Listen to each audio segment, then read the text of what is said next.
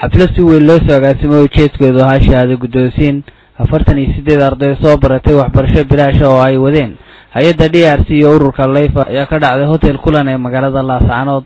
ardaydan shahaadada la guddoonsiinaya waxay soo barteen waxbarasho kala duwan oo ka mid ah warista cilad saarid baabuurta dhanka dabka iyo waliba qaybaha kombiyuutarka oo u kala baxa hardware iyo networking-ka. xafladaas ayaa waxaa hadallo ka soo jeediyay mas'uuliyiin ka socday ururka Layfa oo mashruucan fulinayay iyo waliba qaar ka tirsan madaxda sarsare hay'adda EDC. waa program lagu talagalay dhalinyarada waxaa fulinaysay ururka dhalinyarada ee Layfa oo dhamaantiin aad wada garanaysaan sida ka muuqata boardka waxaa fanka bixisay USAID hay'adda EDC Education Development Center oo runtii dadaal badan ka soo markii labaad EDC ay programkaas kale ka fulisay gobolka Sool. programka magaciisa marka la Soomaali gareeyo waxaa la yiraahdaa shaqadoon ujeedadeedu waxa weeye in dhalinyartan soo kacaysa da'da yar 24 ilaa 18 u dhaxaysa loo sameeyo in ay shaqo helaan. markaas si ay shaqo u helaan waa in marka hore loo sameeyo xirfado kala duwan inay qaataan xirfadahaas si program shaqo lagu raadiyo. wadagtii wadankeena waxa ku badan shaqo la'aan dhalinyartu marka ay secondary ama high school ka baxdo ama kuwii aan high school galin institute ka baxay suuqa iska taageen. marka runtii dadaal badan baan arinta loo galay. doonay hadal badan inaan dhaho shirkadaha communication-ka iyo garaashyada oo iyana qayb weyn ka qaatay barnaamijkan because waxa la farq u rabay Soomaalidu fool ma dhaqdo anagoo daan shaqadoon nahay maan ku guuleysanay barnaamijka hadaynan gacan naga siinin bulshada gobolka maamulka gobolka iyo ganacsatada gobolka.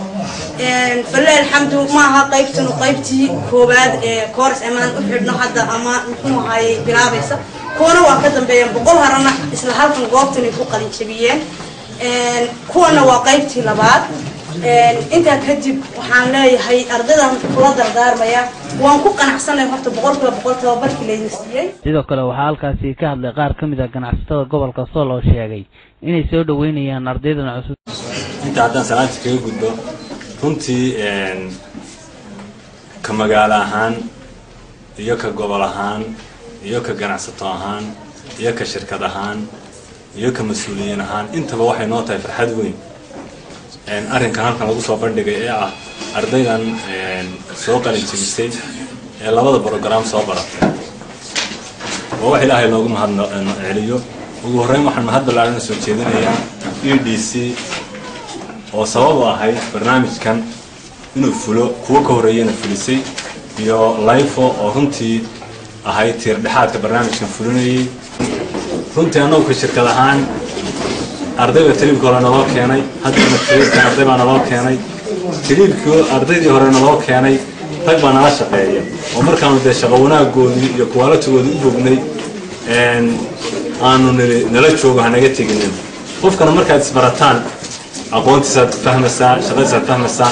marka runtii shirkadaha iyo ganacsatada iyo meheraduhu sida ay ragga haddeer meesha laga xusay arintooda ka mid ay sameeyeen in la soo dhaweeyo dhalinyarada shaqadoonka ah ee raba inay xirfadooda ku xoogsadaan. ma rabaan inay isbaara dhigtaan, ma rabaan inay wax dhacaan, ma rabaan inay wax kala galaan. waxay rabaan inay xirfadda la baray ku xoogsadaan. marka waxaan rajaynayaa insha Allah tacaala dhammaan bulshada reer Laascaanood inay arrinkaa ka wada qayb qaataan oo runtii ay soo dhaweeyaan. annaguna ka ganacsata ahaan iyo ka gaar ahaan shirkad ahaanba waanu isbarbar taagna barnaamijka shaqadoon. manaha markii ugu horeysay ururka Layfa iyo hay'adda DRC ay guddoonsiiyaan arday soo dhameysatay xirfadaha noocan oo kala ah. Adnaan Saalax Maxamed.